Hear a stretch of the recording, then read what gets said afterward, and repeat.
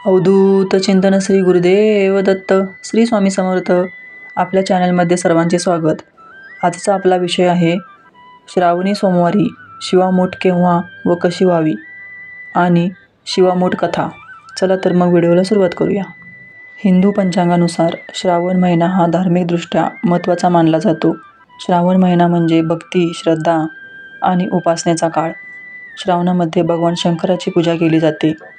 विशेषतः श्रावणी सोमवारचे व्रत करणे महत्त्वपूर्ण आणि फलदायी मानले जाते. काही लोक संपूर्ण श्रावण महिन्याचे उपवास करतात. श्रावणी सोमवारी जलाभिषेक, दुग्धाभिषेक, रुद्राभिषेक इत्यादी धार्मिक कार्यक्रमाचे आयोजन केले जाते. शिवलिंगावर वाहिल्या जाणाऱ्या शिवामुठीचेही खूप महत्त्व आहे. श्रावण महिना हा आत्मशुद्धीचा, संयमाचा आणि साधनेचा महिना म्हणून ओळखला जातो. यंदा श्रावण महिना कोणत्या तारखेपासून सुरू होतोय आणि कधी समाप्त होणार आहे, एकूण किती श्रावणी सोमवार असणार आहेत, कोणकोणत्या शिवामूठ व्हाव्या अशी सर्व माहिती या व्हिडिओमध्ये जाणून घेणार आहोत. 25 जुलैपासून श्रावण महिना सुरू झाला आहे. श्रावणातील सोमवारचे व्रत करण्याचे मोठे महत्त्व आहे. यंदा 4 श्रावणी सोमवार आले आहेत. श्रावण महिन्यातील श्रावणी सोमवार आणि कोणत्या धान्याची शिवामूठ व्हावी हे जाणून घेऊया. पहिल्या श्रावणी सोमवारी शिवामूठ तांदूळ व्हावे. दुसऱ्या श्रावणी सोमवारी शिवामूठ तीळ व्हावे. तिसऱ्या श्रावणी सोमवारी शिवामूठ मूग व्हावे आणि चौथ्या श्रावणी सोमवारी शिवामूठ जव व्हावे. शिवामूठ म्हणजे काय? श्रावण महिन्यातील प्रत्येक सोमवारी शिवलिंगावर 1 मूठ धान्य अर्पण करणे या धार्मिक प्रक्रियेस शिवामूठ असे म्हणतात. कॅलेंडर पंचांगानुसार प्रत्येक सोमवारी वेगवेगळे आणि 1 मूठ धान्य भगवान शंकराच्या पिंडीवर अर्पण केले जाते. त्यानंतर मनोभावे पूजन आणि नैवेद्य देखील अर्पण केला जातो. शिवामूठ वाहण्याचे महत्त्व. श्रावण महिन्यातील प्रत्येक सोमवारी भगवान शंकरासाठी शिवामूठ वाहण्याची परंपरा आहे. परंपरेनुसार शंकराच्या पिंडीवर मूठभर धान्य अर्पण केल्यास घरामध्ये सुख, शांतता, समृद्धी नांदते आणि जीवनातील रोगराई, अडचणी दूर होतात, अशी धार्मिक मान्यता आहे. शिवामूठ कशी अर्पण करावी? कोणतीही पूजा करताना सर्वप्रथम दिवा लावावा. महादेवाला हळद कुंकू अर्पण करत नाहीत. महादेवाला भस्म, लाल चंदन अर्पण करावे. शिवलिंगावर कापसाचे वस्त्र अर्पण करा. त्यानंतर महादेवाला प्रिय असणाऱ्या गोष्टी अर्पण कराव्या. बेलपत्र, बेलाचे फळ, धोतराचे फळ, रुईची पाने, गोकर्णाची फुले, कण्हेराची फुले, शमीची पाने, आघाड्याची पाने या महादेवाला प्रिय असणाऱ्या गोष्टी आहेत. सर्वप्रथम बेलपत्र आणि त्यानंतर एक सर्व गोष्टी अर्पण करा. नैवेद्य म्हणून 1 फळ देखील अर्पण करावे. यानंतर उजव्या हातामध्ये शिवामुठीचे धान्य घ्यावे. त्यावर थोडे पाणी घ्यावे आणि 3 वेळा शिवामूठ अर्पण करावी. यानंतर महादेवाची आरती करावी आणि स्तोत्र म्हणावे. भगवान शंकराला कसे प्रसन्न करावे? भगवान शंकर भाविकांच्या मनापासून केलेल्या भक्तीने प्रसन्न होतात. शिवशंकराला जल, बेलपत्र, भस्म आणि रुद्राक्ष अतिशय प्रिय आहेत. पहाटे उठून स्नान करून शिवलिंगावर जलाभिषेक करा. ओम नमः शिवाय मंत्राचा जप करावा. श्रावण महिन्यातील सोमवारी व्रत करून शिवचालिसेचे पठण करावे. यामुळे नकारात्मक विचार दूर होतात. शिवामूठ व्रतकथा. 8 पाट नगरीत एक राजा राज्य करत होता. त्याला 4 सुना होत्या. त्यापैकी 3 त्याच्या लाडक्या होत्या, तर 1 सून नावडती होती.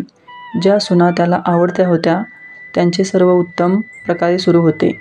म्हणजे त्यांना उत्तम खाणे, कपडे आणि सुखसुविधा मिळत असत.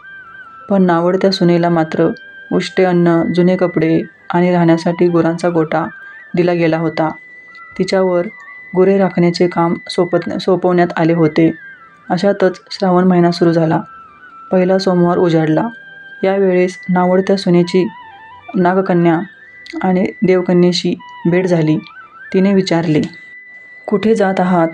त्यावर त्याने उत्तर दिले की महादेवाच्या पूजेसाठी जात आहोत, शिवामूठ व्हायला. तिने उत्सुकतेने विचारले, याचे काय महत्त्व आहे? त्यांनी सांगितले की शिवामूठ व्रत केल्याने पतीची भक्ती मिळते, मनोकामना पूर्ण होते, मुलं-बाळं होतात, नावडते प्रिय होतात, वडीलधाऱ्यांचे प्रेम मिळते. हे ऐकून नावडती सून म्हणाली, मी सुद्धा तुमच्यासोबत येते. ती रानात त्यांच्यासोबत गेली. तिथे देवकन्या आणि नागकन्या पूजा करत होत्या. सून विचारू लागली, हा व्रत कसा करतात?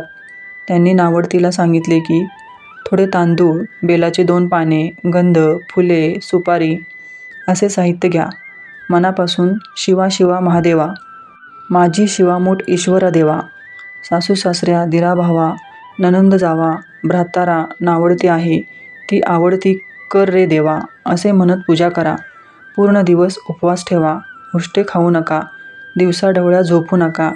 काही अडचण झाली तर दूध प्यावे. संध्याकाळी अंघोळ करून बेल व्हा आणि शांतपणे जेवण करावे. हा वसा 5 सोमवार करा.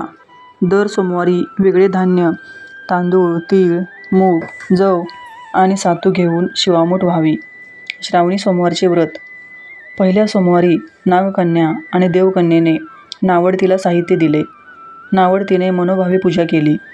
घरच्यांनी तिला उष्टे अन्न दिले, पण तिने ते गाईला खाऊ घातले आणि उपवास केला.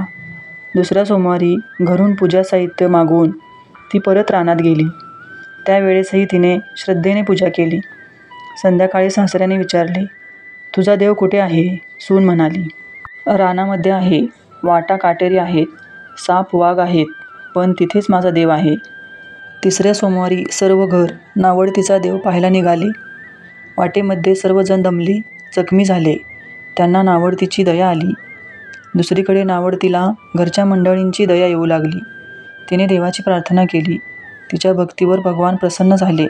जंगलात सोन्याचे देऊळ प्रकट झाले. रत्नजडित खांब आणि स्वयंभू शिवपिंडी प्रकट झाली. सर्वांनी देवाचे दर्शन घेतले. नावडती सून गंध फुले वाहू लागली.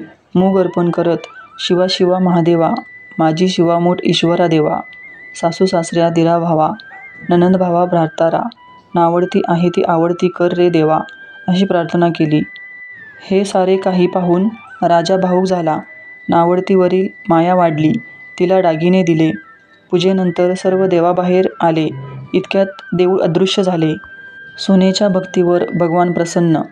राजा म्हणाला, माझे पागोटे देवळात राहिले. पुन्हा तो त्या जागी गेला. तिथे एक छोटेसे देऊळ होते. शिवपिंडी होती. त्यावर त्याने घातलेले पागोटे होते. त्याने सुनेला विचारले, हे असे कसे झाले? सून म्हणाली, माझा देव नेहमीच इथे होता. मी त्यांच्यावर श्रद्धा ठेवली आणि त्याने मला साथ दिली. राजाने सुनेला पालखीत बसवून घरी आणले. ती सून आवडती होती. तीच आता सर्वांची आवडती झाली. अशी ही शिवामुठीची कहाणी प्रसिद्ध आहे. श्रावण महिना केवळ उपवास आणि रुद्राभिषेकाचा नव्हे तर सेवा, करुणा आणि दानधर्माचेही प्रतीक मानला जातो. या महिन्यामध्ये केलेल्या प्रत्येक शुभकार्यामुळे कित्येक पट लाभ मिळतील. व्हिडिओ आवडल्यास लाईक, शेअर, सबस्क्राईब करा. धन्यवाद. श्री स्वामी समर्थ.